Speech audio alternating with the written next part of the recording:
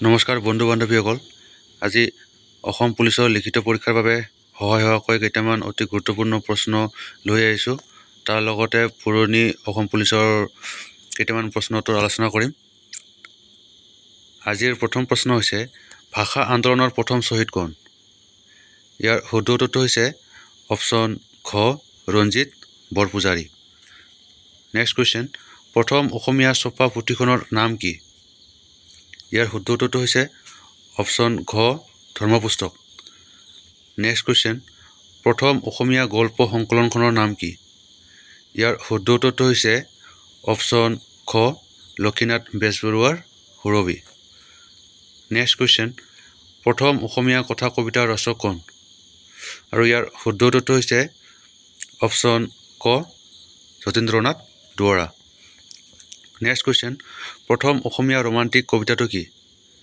আৰু ইয়াৰ শুদ্ধ উত্তৰটো হ'ব অপশ্যন খ বনকুঁৱৰী হ'ল প্ৰথম অসমীয়া ৰোমান্টিক কবিতা নেক্সট কুৱেশ্যন অসমীয়া চুটিগল্পৰ জনক কোন আৰু ইয়াৰ শুদ্ধ উত্তৰটো হৈছে অপশ্যন গ লক্ষীনাথ বেজবৰুৱা নেক্সট কুৱেশ্যন শ্ৰীমন্ত শংকৰদেৱৰ প্ৰথম নাটকখনৰ নাম কি ইয়াৰ শুদ্ধ উত্তৰটো হৈছে অপশ্যন খ ৰুক্মিণী হৰণ নেক্সট কুৱেশ্যন কোনগৰাকী অসমীয়া সাহিত্যিকক অসমীয়া সাহিত্যৰ বেকন নামেৰে অভিহিত কৰা হয় আৰু ইয়াৰ শুদ্ধ উত্তৰটো হৈছে অপশ্যন গ সত্যনাথ বৰা নেক্সট কুৱেশ্যন অসমীয়া সাহিত্যৰ উপন্যাস সম্ৰাট বুলি কাক জনা যায় ইয়াৰ শুদ্ধ উত্তৰটো হৈছে অপশ্যন ক ৰজনীকান্ত বৰদলৈক নেক্সট কুৱেশ্যন অসমীয়া সাহিত্যত ভাঙনি কোঁৱৰ নামে কোন জনাজাত ইয়াৰ শুদ্ধ উত্তৰটো হ'ব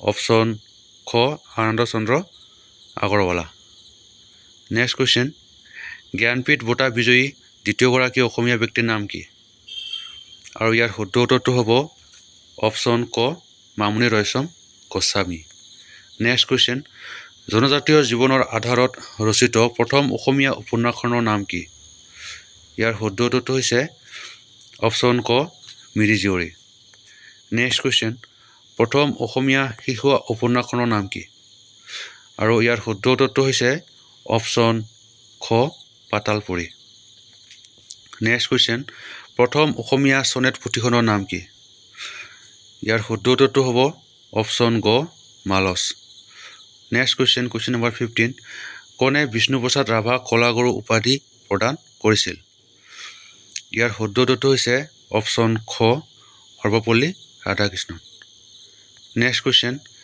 বিষ্ণু ৰাভা বঁটা লাভ কৰা প্ৰথম ব্যক্তিজন কোন আছিল আৰু ইয়াৰ শুদ্ধ উত্তৰটো হৈছে অপশ্যন ক ৰংবং তেৰাং নেক্সট কুৱেশ্যন কোনে সৰ্বপ্ৰথম অসম ৰত্ন বঁটা লাভ কৰিছিল ইয়াৰ শুদ্ধ উত্তৰটো হৈছে অপশ্যন খ ভূপেন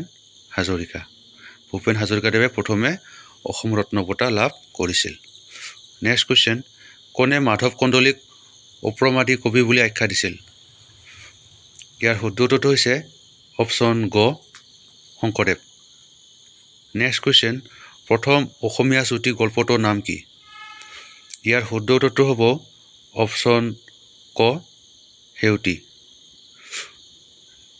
নেক্সট কুৱেশ্যন প্ৰথম অসমীয়া চনেটখনৰ নাম কি ইয়াৰ শুদ্ধ উত্তৰটো হ'ব অপশ্যন ঘ প্ৰিয়তমাৰ চিঠি নেক্সট কুৱেশ্যন অসমৰ জাতীয় সংগীত অ মোৰ আপোনাৰ দেশ সুৰকাৰ কোন আছিল ইয়াৰ শুদ্ধ উত্তৰটো হৈছে অপশ্যন খ কমলা প্ৰসাদ আগৰৱালা নেক্সট কুৱেশ্যন শ্ৰীমন্ত শংকৰদেৱ বঁটা কিমান চনৰ পৰা প্ৰদান কৰা হয় আৰু ইয়াৰ শুদ্ধ উত্তৰটো হৈছে অপশ্যন খ 1986 নেক্সট কুৱেশ্যন শংকৰদেৱে ৰচনা কৰা অন্তিমখন নাট কি ইয়াৰ শুদ্ধ উত্তৰটো হ'ব অপশ্যন গ ৰাম বিজয় নেক্সট কুৱেশ্যন নম্বৰ 24 সংস্কৃতৰ পৰা অসমীয়ালৈ অনুবাদ কৰা প্ৰথম নাটকখনৰ নাম কি ইয়াৰ শুদ্ধ উত্তৰটো হৈছে অপশ্যন গ শকুন্তলা নেক্সট কুৱেশ্যন অসম উপত্যকা সাহিত্য বঁটা লাভ কৰা প্ৰথম অসমীয়া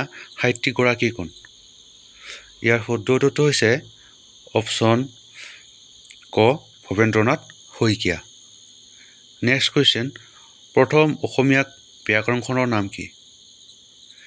আৰু ইয়াৰ শুদ্ধ উত্তৰটো হ'ব অপশ্যন খ grammar of Assamese language. Next question number 27 প্ৰতিমাৰ খনিকৰ বুলি কোনজন কবিক কোৱা হয়? ইয়াৰ শুদ্ধ উত্তৰটো হৈছে অপশ্যন ঘ চন্দ্ৰকুমাৰ আগৰৱালা। চন্দ্ৰকুমাৰ আগৰৱালাক প্ৰতিমাৰ খনিকৰ বুলিও জনা যায়।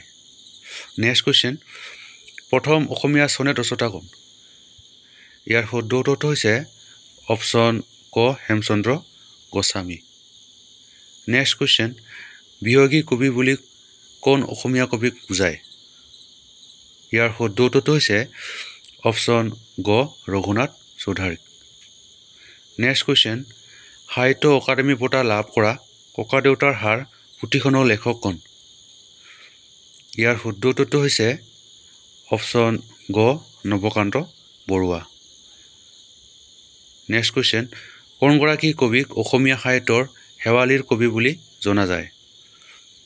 আৰু ইয়াৰ শুদ্ধ উত্তৰটো হ'ব অপশ্যন ঘ ৰত্নকান্ত বৰকাকতি।